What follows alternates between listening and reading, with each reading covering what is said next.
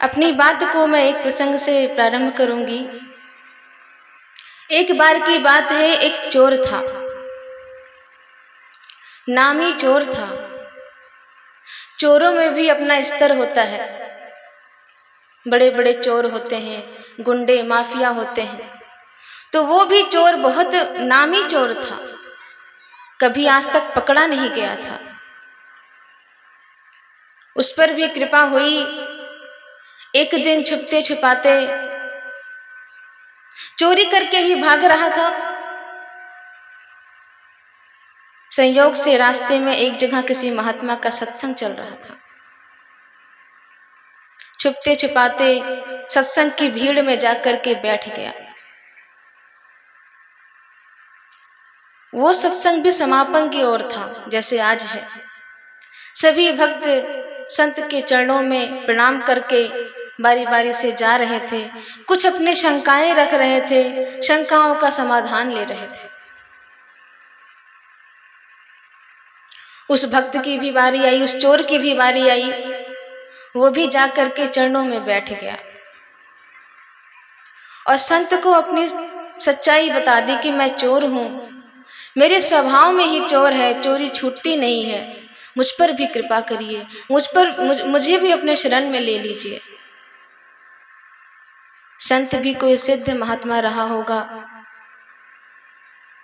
संत ने एक बार भी उस चोर को चोरी छोड़ने की सलाह नहीं दिया।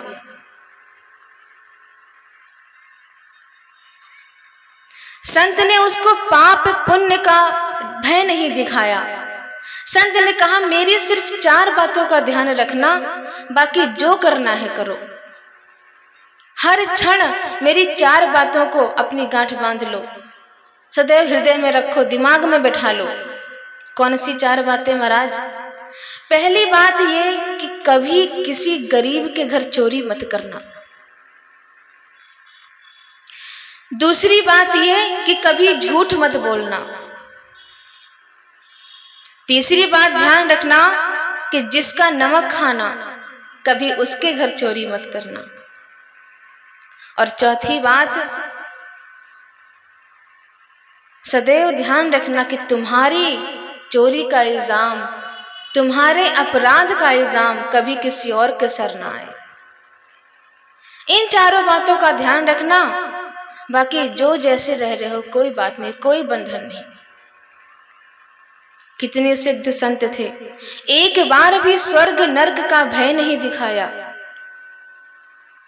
कोई पाखंड, कोई अंगूठी, कोई टोटका नहीं बताया, कुछ भी नहीं। उसने भी चरणों में प्रणाम किया, बातों को ध्यान में रखकर वहां से उस दिन चला आया। दूसरे दिन रात हुई। रात के समय में मन में विचार आया, चलो अपना काम करते हैं। चोरों का काम तो रात में ही होता है, और काम क्या, चोरी करते हैं। तो गुरुजी की पहली बात याद आई कि कभी किसी गरीब के घर चोरी नहीं करनी। अब इतनी रात में गरीब अमीर कौन देखे, आज राजा के घर में ही नंबर लगाते हैं, राजा के घर में ही चोरी करते हैं। महल के करीब पहुंचा तो देखा कि चारों ओर सैनिक तैनात हैं, प्रवेश करना तो मुश्किल है। तब उसने तरकीब निकाला। बढ़िया चमकीले वस्त्र पहने, आभूषण पहने और मुख्य द्वार से प्रवेश करने लगा।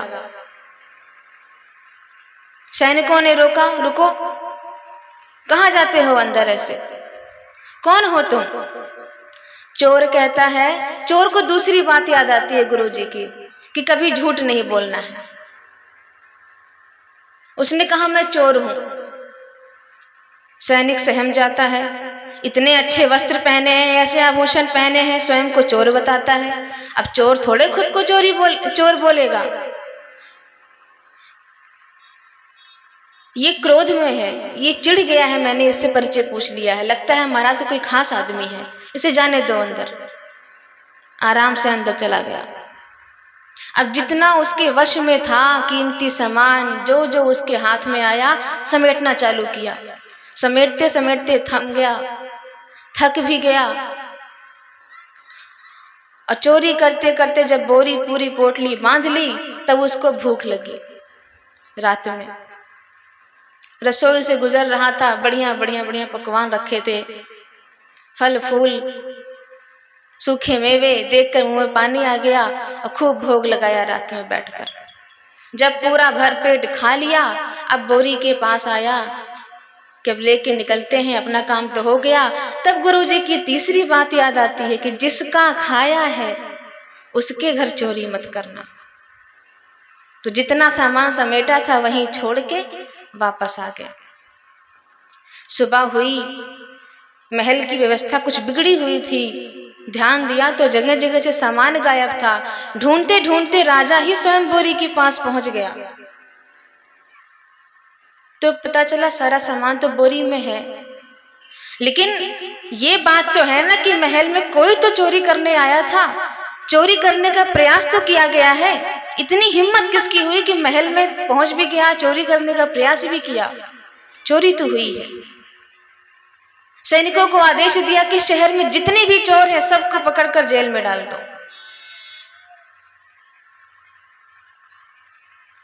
अब ये बात उस चोर तक भी पहुंची। गुरुजी की चौथी बात याद आई कि तुम्हारे किए का इल्जाम कभी दूसरे पर ना आए, ये ध्यान रखना। वो भागा भागा राजा के पास आया, ज्यों का त्यों सारा अपना गुनाह कबूल किया कि चोरी मैंने ही की, और उस संत के बारे में भी बताया कि समेटा तो मैंने ही, पर मैं गुरुजी की बात मानकर ये सामान यहीं छोड़कर चला गया। राजा अपने सिंहासन से उठा, उस चोर का हाथ पकड़कर अपने सिंहासन पर बैठाया और स्वयं चरणों में बैठ गया। तेरा गुरु भी कोई गुरु होगा, तुझे ज्ञान देने वाला भी कोई सिद्ध महात्मा ही होगा। वो तेरा गुरु बना वो ठीक है, लेकिन आज से तू मेरा गुरु है। मैंने बहुत सिद्ध महात्मा देखे, बहुत चमत्कारिक महात्मा देखे, लेकिन गुरु की बातों का ज्यों का त्यों अपने जीवन में उतार लेने वाला शिष्य पहली बार जीवन में देखा है। तो वो गुरु, वो संत तो चोर के गुरु बने, लेकिन गुरु की बातों को अपने जीवन में ज्यों का त्यों उतारने वाला जो चोर था वो राजा का गुरु बना। ये फर्क है जब हम अपने गुरुओं को, संतों को अपना आधार बनाते हैं।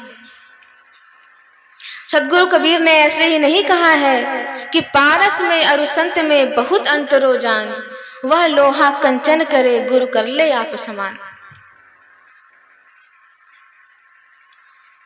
सच्चे संत, सच्चे गुरु का यही पहचान है, जिसके सानिध्य से हमारे भीतर आध्यात्मिक संचार होता है, जिसके सानिध्य से हमारे भीतर सत्य को प्राप्त करने की प्यास जगती है, जिसके सानिध्य से हमारे भीतर प्रेम और भक्ति जगती है।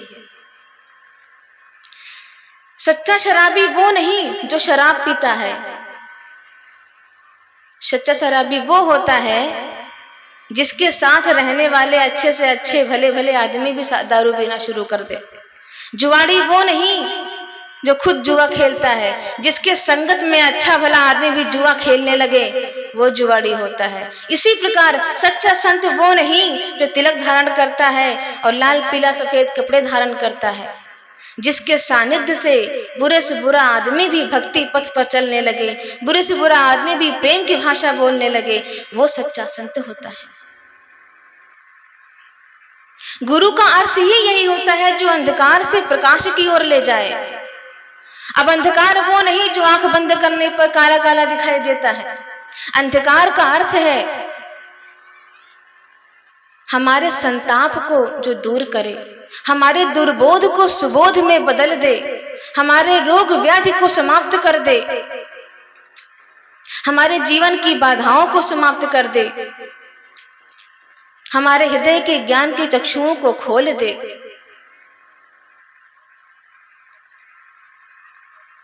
लेकिन हमने जो साँचा बना रखा है गुरुओं के प्रति, संतों के प्रति, वो ठीक नहीं है। हमें ऐसे ज्ञानी संत समझ में नहीं आते हैं। हमें तो चाहिए जिनके 10-20 आश्रम हो, 40-50 चेले आगे चल रहे हों, जिसका प्रबल प्रचार हमने देख लिया, जिसका बढ़िया प्रचार प्रसार हो, है बढ़िया एसी गाड़ी में घूमते हो, ऐसा सांचा हमने बनाकर रखा है। और जब तक ऐसा सांचे में हम किसी भी संत को फिट करना चाहेंगे तो कभी सच्चे संतों का सानिध्य प्राप्त नहीं कर पाएंगे। जो ज्ञान की बातें करे तो, शास्त्रों की बातें करे तो, लेकिन उसको अपने आचरण में उतारता भी हो, उसके जीवन में वो दर्शन दिखता हो। शास्त्रों की बातों को सिर्फ वो विचारों में ना रखे, माइक में बोले ही ना, उसके जीवन में भी दिखना चाहिए। जो वाणी से कुछ और, कर्म से कुछ और मन में कुछ और होता है, ऐसे दुर्जन आत्माओं के लक्षण होते हैं। जो मन से, वचन से, कर्म से अलग अलग होते हैं, वो दुर्जन आत्मा होती हैं। जिन्हें अपने सिद्धियों के अहंकार होता है, अपने प्रसिद्धि का अहंकार होता है, अपनी साधना का अहंकार होता है। मैं तो दुर्गा माता का पुजारी हूँ, मुझे दुर्गा माता दर्शन देती है, मेरे ऊपर तो काली माता आती है, मेरी तो सीधे हनुमान जी से बात होती है। ऐसे चमत्कारों के पीछे जब तक भागेंगे तब तक साधना हमारे जीवन में नहीं आएगी, सच्चे संतों का सानिध्य हम प्राप्त नहीं कर पाएंगे।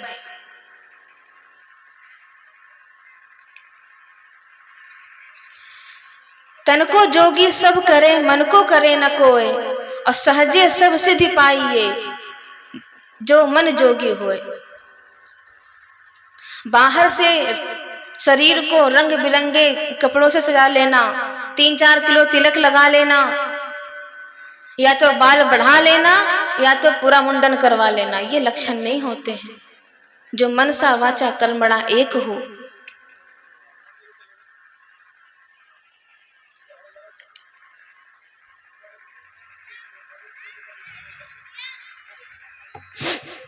जिनके मन में सरलता हो, सहजता हो,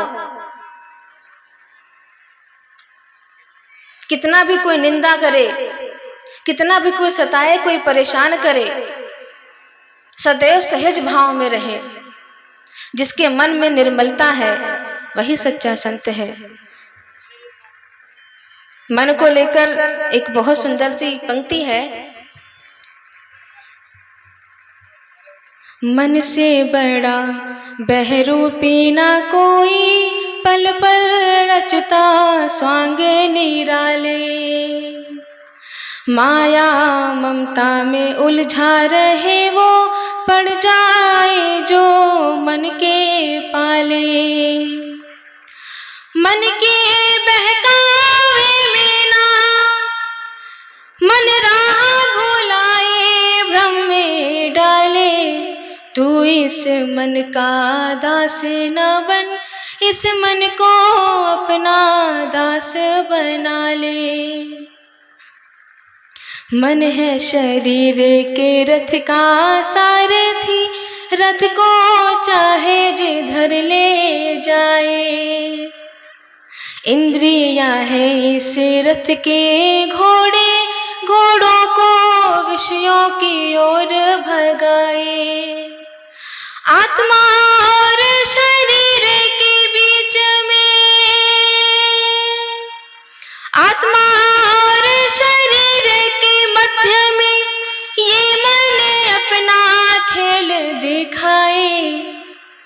मन को वश में कर ले जो योगी, वो इस रथ से मोक्ष को जाए। मन को वश में जो कर ले प्राणी, वो इस रथ से अनंत को जाए। माता शबरी ने कौन सी सिद्धि प्राप्त की थी? कुछ नहीं। लोग कितना चिढ़ाते थे, कितना हंसते थे। कोई सिद्धि, कोई साधना नहीं जानती थी, कोई नियम व्रत पूजा नहीं जानती थी, लेकिन मन की निर्मलता थी जो श्री राम स्वयं चलकर उनके द्वार पर दर्शन देने आ गए। मन मैला तन उजरा, बगुला कपटी अंग, और तासो तो कौवा वाला जो तन मन एक रंग। सदगुरु कबीर कहते हैं कि जो मन से मैला, मन से जटिल है, बेईमान है, नफरत भरी है, अहंकार भरा है, जातिवाद भरा है, भेदभाव भरा है, ऊंच नीच भरा है, मैं बड़ा हूं वो छोटा है, ऐसा जब इन सब में इतनी छोटी मोटी बातों में जो फंसा हुआ है, वो स्वयं तो मुक्त हो ही नहीं सकता, वो आपको कैसे मुक्त करेंगे। थोड़े समय पहले तो आपने कितना कुछ देखा होगा, अच्छे अच्छे बड़े बड़े महाराजों के मुख से, जो एक ही मिनट में तनमना जाते हैं। जब राम मंदिर का केस चल रहा था, तो भूमि पूजन का, उद्घाटन का, तो छलावा नहीं होना चाहिए, मन साफ होना चाहिए। जहाँ हृदय सच्चा होता है, साफ होता है, परमात्मा वहीं वास करते हैं। बाहर की उपलब्धियां ये तय नहीं करती हैं कि कौन सा संत कितना सच्चा है, कौन सा संत कितना सिद्ध है, ये भौतिकता सिद्ध नहीं करती हैं। उनका ज्ञान, उनकी विनम्रता, उनकी साधना ही ये तय करती है। समय समय पर इस धरती पर संतों महापुरुषों का आगमन होता रहता है, जो समाज को जागृत करते हैं, सच्चा दर्शन समाज के सामने रखते हैं, उनके भीतर आध्यात्मिकता जागृत करते हैं, सच्ची बात रखते हैं। जो गलत सलत धर्म ग्रंथों में कुछ भी लिखा पढ़ा गया है, रूढ़िवादी विचारों का खंडन करके सही बातें जब आपके सामने रखी जाती है, जिन संतों ने, जिन महापुरुषों ने रखा, इतिहास गवाह है कि ऐसे संतों महापुरुषों की निंदा बराबर की गई है। ये दुर्जन लोग उनके खिलाफ षड्यंत्र रचते हैं, उनकी निंदा करते हैं, उनके खिलाफ साजिश रचते हैं। क्यों? ताकि समाज इनसे टूटे और समाज जागरूक ना होने पाए। इतिहास गवाह है कितनी कठिनाइयां सहनी पड़ी हैं, चाहे वो राम हो, कृष्ण हो, बुद्ध हो, महावीर हो, कबीर हो, मीरा हो, शबरी हो, सबको प्रताड़ना दी गई, सबकी निंदा की गई, सबको परेशान किया गया। और छोटा मोटा कलंक नहीं लगाते हैं, जब कुछ नहीं बिगाड़ पाते हैं तो सीधा चरित्र पे वार करते हैं। तब समाज और संत के बीच में खाई खुद जाती है और फिर ये एक नहीं हो पाते हैं, हमारा समाज बदल नहीं पाता है, हम जाग नहीं पाते हैं, वही पाखंडवादी विचारों में, रूढ़िवादी विचारों में फंसे रह जाते हैं। लेकिन कबीर साहब क्या कहते हैं कि कबीरा निंदक ना मिलो, पापी मिले हजार, और एक निंदक के माथे पर लाख पापिन को भार। कबीर साहब सलाह देते हैं कि कोई कितनी भी निंदा करे, हमें उसके बहकावे में नहीं आना है। किसी के भीतर कोई सद्गुण हो, उसे स्वीकार करके अपना कल्याण कर लेना है। जो निंदा करता है, जो दुर्जन व्यक्ति होते हैं, उसके सर पर लाखों पापियों के पापों का भार होता है अकेले। वो तो जहां डूबेगा डूबेगा, हमें अपने पथ से भटकना नहीं है। जब मीरा के चरित्र पे वार किया गया, लोग उनसे नहीं टूटे होंगे, लेकिन बाद में कितने जुड़ गए। कृष्ण को जब छलिया कहा गया, चोर कहा गया, रंगछोड़ कहा गया, तो क्या समाज उनसे टूटा नहीं होगा? लेकिन बाद में कितने जुड़ गए। जब माँ जानकी के बारे में उल्टी सीधी बातें की गई, राम को उनका परित्याग करना पड़ा, उनसे भी लोग टूटे थे। लेकिन आज कितनी पूजनीय है हर किसी के हृदय में कि हर किसी स्त्री को उनकी उपमा दी जाती है कि उनके जैसा होना चाहिए। बुद्ध भगवान क्या कहें उनका, तो इतना बड़ा राजपाट होते हुए राजकन्या जो सुंदरी उनकी पत्नी थी यशोधरा, उसका त्याग करके वो जंगल में आया सत्य के मार्ग पे चलने के लिए, बुद्धत्व प्राप्त किया, समाज को भी जगाने का प्रयास किए, तो दुर्जन आत्माओं को ये पच नहीं रही थी बात, तो वैश्या से उनको जोड़ दिया। अरे उन पर लांछन लगाने की थोड़ी तो अक्ल रखते। जो राजकन्या इतनी सुंदरी पत्नी को छोड़कर आया है बुद्धत्व प्राप्त करने के लिए, वो वैश्या के साथ ऐसा दुष्कर्म करेंगे? वैश्या से लेकर के उनको जान से मारने तक का प्रयास किया गया।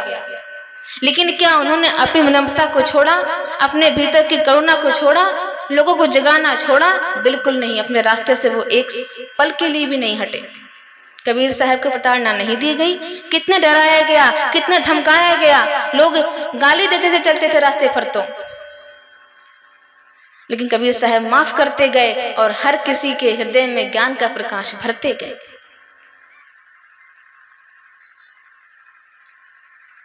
महावीर, संत महावीर को भी लोगों ने नहीं छोड़ा, अपने ही आश्रम में लोग उनके खिलाफ खड़े हो गए। तो इन सब से समाज उस समय टूटा होगा, लेकिन सब नहीं टूटते हैं ना, जो लल्लूपन जो होते हैं वही टूटते हैं। आज कितने करोड़ लोग उनसे जुड़ गए। कबीर को बदनाम करने वाले, कबीर को परेशान करने वाले आज किस नीच नरक में होंगे, किस नीच योनि में होंगे मुझे तो पता नहीं, लेकिन कबीर साहब आज भी ज्ञान के पथ प्रदर्शक हम सबके हृदय में विद्यमान हैं। बुद्ध को कितनों ने बदनाम किया, किस नीच खानी में है मुझे पता नहीं, लेकिन बुद्ध आज भी देश विदेश में करुणा के मूर्ति बनकर हर किसी के हृदय में विद्यमान है। कृष्ण को तो आज भी लोग नहीं छोड़ते हैं, रसिया छलिया कह के कितने नाच नौटंकी करते हैं उनके नाम पर, लेकिन आज भी कृष्ण हर किसी के हृदय में योगी के रूप में, ज्ञानी के रूप में, प्रेम का केंद्र बनकर हर किसी के हृदय में विद्यमान है। तो लोग ऐसे परेशान करेंगे तो क्या करोगे? धर्म का रास्ता छोड़ दोगे? महलों में पली बन के जोगन चली, कितने बड़े घर की वो बधूटी थी मीराबाई। संतों के संग जब बैठकर सत्संग करती थी, भजन करती थी, तो लोग उनके चरित्र पर उंगली उठाते थे। तो क्या भजन छोड़ दिया उन्होंने?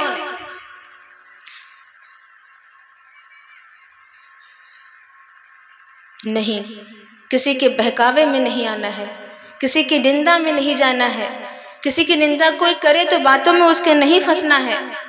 हमें अपने धर्म के रास्ते पर, सत्य के रास्ते पर चलते रहना है और समय समय पर ऐसे संतों का, सत्संग का सानिध्य प्राप्त करते रहना है। कहाँ है सानिध्य? बुलाइए।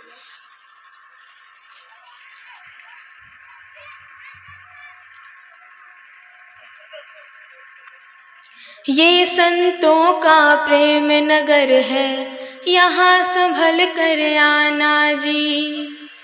ये प्यासों का प्रेम नगर है, यहाँ संभल कर आना जी। यहाँ द्वैत की सुई न चुभती, धुले बताशा पानी में।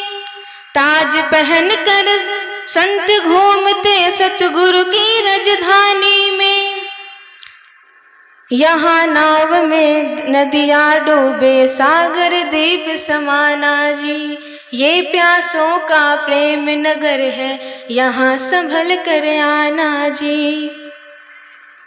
चार धाम का पुण्य मिले है इस दर शीश झुकाने में।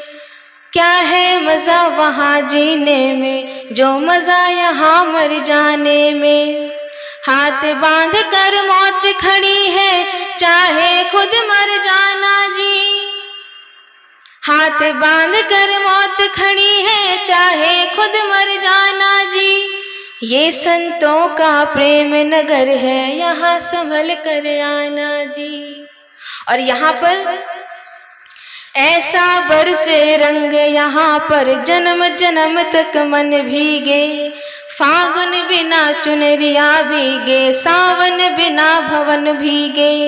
ऐसी बरखा होए यहाँ पर, बचे न कोई घराना जी। ऐसी बरखा होए यहाँ पर, बचे न कोई घराना जी। ये संतों का प्रेम नगर है, यहाँ संभल कर आना जी।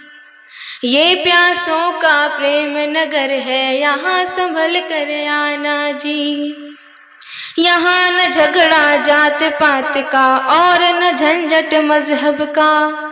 एक सभी की प्यास यहाँ पर, एक सभी का है प्याला।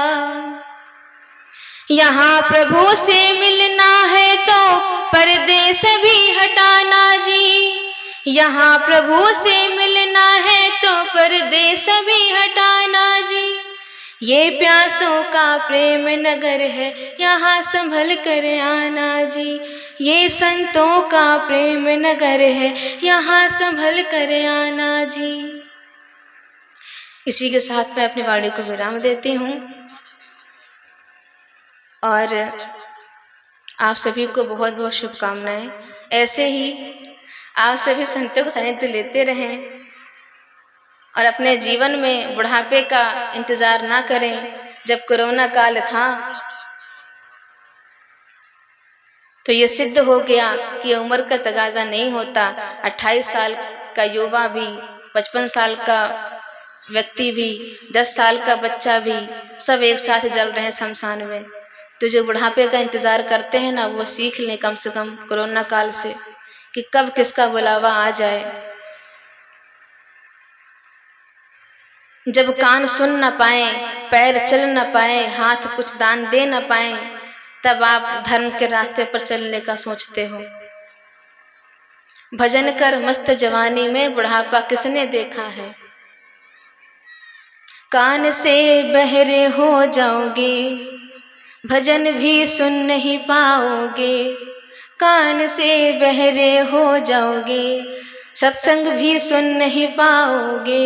भजन कर मस्त जवानी में बुढ़ापा किसने देखा है। भजन कर मस्त जवानी में बुढ़ापा किसने देखा है। पैर से चल नहीं पाओगे, तीर्थ भी कर नहीं पाओगे। गुरु दर्शन को कैसे जाओगे।